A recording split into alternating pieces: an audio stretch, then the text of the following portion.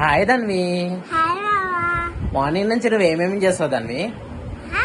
Morning నుంచి నువ్వు early morning నుంచి నిద్ర నుంచి ఏం చేస్తావు? పనుకున్నా. నేను నైట్ అనుకుంటా. ఓకే. బ్రష్ చేస్తా. బ్రష్ చేసినాక బాత్ చేస్తా.